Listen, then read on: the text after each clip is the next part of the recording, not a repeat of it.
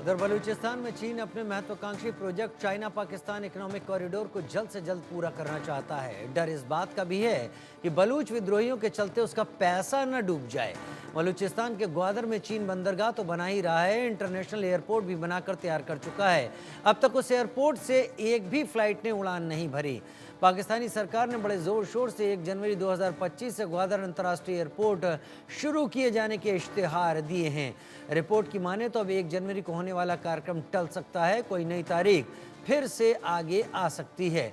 बलूचिस्तान में चीन के सीपीईसी का विरोध उसी दिन से शुरू हो गया था जब पाकिस्तान ने प्रोजेक्ट के लिए हामी भरी थी। चीनी नागरिकों पर लगातार हमले भी हुए। हालात ये हो गए कि चीन खुद के प्रोजेक्ट और अपने नागरिकों की सुरक्षा की जिम्मेदारी अपने हाथों में लेने जा रहा है। सीपीईसी पर हमलों की बात करें तो साल 2018 में कराची में चीनी काउंसलेट पर हमला हुआ। साल 2021 में खैबर पख्तूनख्वा में हाइड्रो प्रोजेक्ट पर काम पर जाते हुए बस पर हमला हुआ। इसमें 9 चीनी इंजीनियर और कर्मचारियों की मौत हो गई। बीएलए ने इसकी जिम्मेदारी ली। ठीक इसके 2 हफ्ते बाद ही कराची में 2 चीनी नागरिकों को गोली मार दी गई। अप्रैल 2022 में कराची यूनिवर्सिटी के बाहर आत्मघाती हमले में बीएलए ने 3 चीनी टीचरों की हत्या कर दी थी।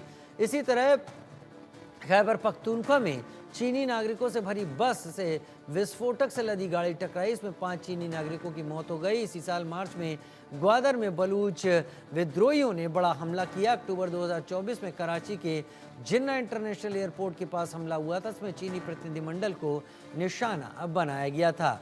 बलूचों का आरोप है कि पाकिस्तान ने बलूच नेताओं से बिना राय मशवरा किए सीपीईसी से जुड़ा फैसला लिया था। 2 खास मेहमान मेरे साथ इस वक्त जुड़ गए। निपुण आलम बयान विदेश मामलों के जानकार और प्रफुल्ल बख्शी साहब, wing commander Praful Bakshi, defence expert के तौर पर। दोनों का बहुत स्वागत है। आप दोनों मेरे साथ जुड़े रहो। आपके जरिए मेरे दर्शक तो समझेंगे पूरे हालात को, लेकिन मैं भी इस जगह ये समझना चाहूँगा कि हालात किस तरीके से अब पाकिस्तान में बदलते जा रहे हैं। दोनों ही मेहमान मेरे साथ इस वक्त जुड़े हुए हैं। निपुण आलम बयान में सबसे पहला मौका आपको देना चाहूँगा। पाकिस्तान फिलहाल पिछले कुछ दिनों से कई मोर्चों पर जूझ रहा है। कई मोर्चों पर जूझने का मतलब डूरंड लाइन के पास वो अफगान और टीटीपी से उलझा हुआ है।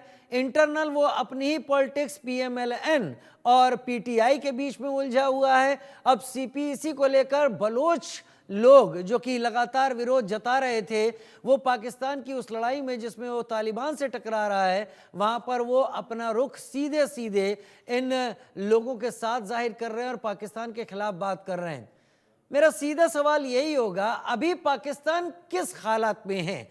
क्या पाकिस्तान जोर जबरदस्ती करके इस विद्रोह को खामोश कर सकता है, या फिर पाकिस्तान एक ऐसी लड़ाई में अब उलझ गया है जहां पर नुकसान पाकिस्तान का है लेकिन उसे दिख नहीं रहा? देखिए, बलूचिस्तान की अगर हम बात करें, खैबर पख्तूनख्वा की हम बात करें, दोनों ही एरिया में अगर हम बात करें, तो तनाव पहले भी रहा है। ऐसा नहीं कि तनाव अभी हुआ है।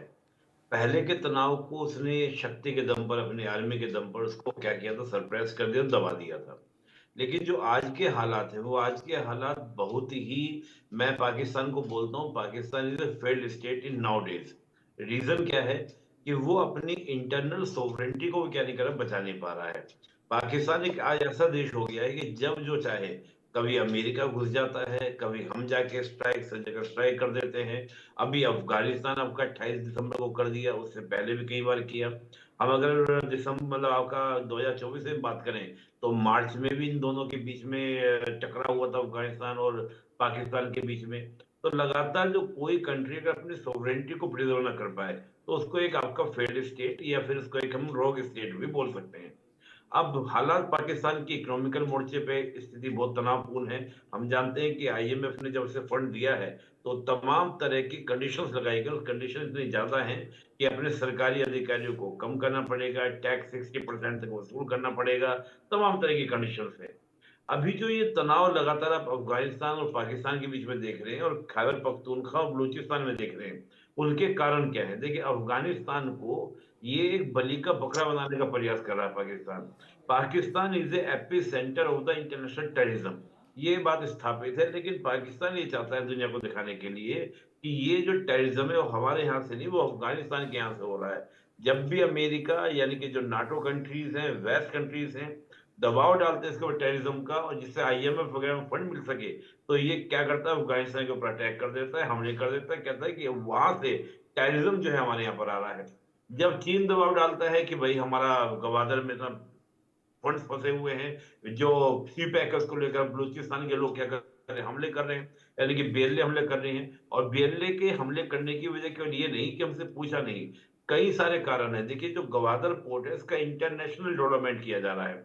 वो कह रहे हैं, जो बलूचिस्तान को आप देखेंगे, बलूचिस्तान सबसे बड़ा एरिया है, लेकिन वहां पर आबादी सबसे कम है, और वहां पर आप देखेंगे शुष्क भूमि है। तो वहां पर जो भी आपका कुछ कृषि थोड़ा बहुत होता है, तो वो हॉर्टिकल्चर होती है ज्यादा, वहां पर फूड की बहुत क्राइसिस है। बलूचिस्तान के काफी ज्यादा लोग फिश कीपिंग से अपना कार्य चलते हैं, हम्म। और गवादर पोर्ट के बनने से क्या फिश कीपिंग एरिया उनका दूर हो गया, कम हो गया है। इस रीजन से एक तो विरोध करने का कारण है ग्वादर पोर्ट का। दूसरा क्या है, बलूचियों का कहना ये है कि जैसे पूर्वी पाकिस्तान का इन्होंने शोषण किया और इस्लामाबाद को डेवलप किया, ऐसे ही हमारे जो रिसोर्सेज हैं, और यहाँ पर बलूचिस्तान को देखेंगे तो बलूचिस्तान में रेयर अर्थ एलिमेंट्स हैं, जिसमें हम प्लूटोनियम की बात करें, थ्योरियम की बात करें, यानी कि जो रेयर एलिमेंट्स होते हैं, रेयर जो, वो वहां पर बलूचिस्तान के अंदर है। वो कहते हैं बलूची कि पाकिस्तान तो पहले कर ही रहा था, वहां पे आपके पंजाबियों को, सिंधु को बसा रहा था, अब यहाँ पे चीनी बस्तियां बन गई, और चीन और पाकिस्तान दोनों मिलकर हमारे रिसोर्सेज को क्या करेंगे, एक्सप्लोरेशन करेंगे, जबकि रिसोर्सेज हमारे डेवलपमेंट में खर्च होना चाहिए। ये विरोध मेन रूप से है। और बलूचिस्तान तो पहले से कभी माने ही नहीं कि हम इसके पार्ट हैं। बलूचिस्तान तो वो था जो 11 अगस्त 1947 को अपनी आजादी का झंडा लगा दिया था। कलाफ के जो खान थे, उन्होंने आपका पहले ही आपका 11 अगस्त को अपनी आजादी की घोषणा कर दी थी। उसके बाद जिन्ना के दबाव के कारण वो मिला था, तो वहां तो पहले से आपको देखने को मिला है। और खैबर पख्तूनख्वा जो डोनर लाइन है, देखिए डोनर लाइन की जब हम बात करते हैं, तो तालिबान हो या अफगान की सरकार हो, चाहे मैं जाहिर शाह की बात करूं 1950 में, या मैं दाऊद खान की बात करूं 1980 में, उन्होंने कभी डोनर लाइन को नहीं माना। तालिबान 96 वाले ने माना, ना प्रेजेंट वाले ने माना। हम्म। डोनर लाइन में कहते हैं कि खैबर पख्तूनख्वा पूरा अफगानिस्तान का है, बलूचिस्तान का तकरीबन मान के चलिए 40% एरिया घोषणा करते हैं कि हमारा एरिया है। हम्म। तो उसको लेकर हमेशा तनाव दोनों के बीच में रहा है। डोनर लाइन एक ऐसी लाइन है जो अब तक दोनों के बीच में एक इंटरनेशनल बॉर्डर नहीं है।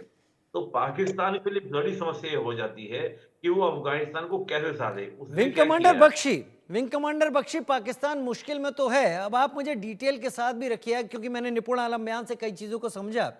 लेकिन यहाँ पर एक कंडीशन आज ऐसी पैदा हुई जहां 17 चौकियों पर तो कब्जा कर लिया है टीटीपी ने या तालिबान ने, जो उसको सपोर्ट कर रहा है। पाकिस्तान आर्मी कह रही है कि उन्होंने भी 6 चौकियां डूरन लाइन पार करके तालिबान की ध्वस्त कर दी हैं और 40 पर कब्जा कर लिया है। एक प्रोफेशनल आर्मी को एक टेररिस्ट ऑर्गेनाइजेशन इस तरीके से मात दे रहा है, और उसमें बीएलए इस मौके का फायदा उठा रही है। पाकिस्तान किस हालात में अब आ चुका है, हालांकि दिखाने की तो कोशिश कर रहा है, क्योंकि ट्रेन भी पाकिस्तान ने ही किया था टीटीपी को, और आज वही टीटीपी पाकिस्तान को उसी की टैक्टिक से परास्त कर रहा है, हरा रहा है।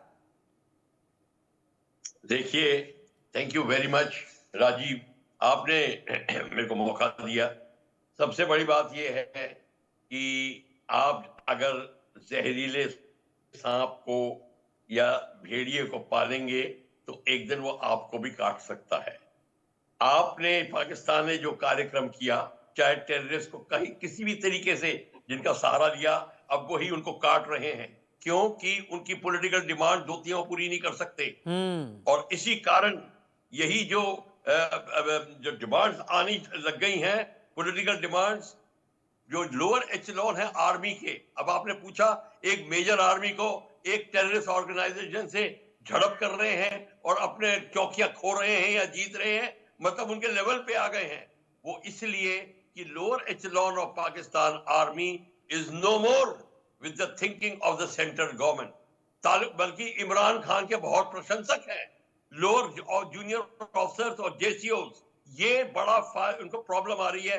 जैसे कोर कमांडर के घर हमला हुआ था, जो आर्मी वाले इन्वॉल्व थे, ये भूल गए हैं कि कोई बाहर से पैराशूट करके दुश्मन नहीं आया था। और तालिबान के लोग, जब अफगानिस्तान और पाकिस्तान तालिबान का बंटवारा हो गया है, तालिबान के जो पाकिस्तान के जो लोग तालिबान पार्टी के, वो और बलोच अब रियलाइज करने लग गए हैं कि हमारे की अहमियत कम हो रही है। 110 बिलियन डॉलर्स का जो चाइनीज ने समावेश किया है, जो वहां पे बढ़ोतरी की बात कर रहे हैं, चाइनीज लोग फायदा उठा रहे हैं, प्रॉफिट बाहर जा रहा है।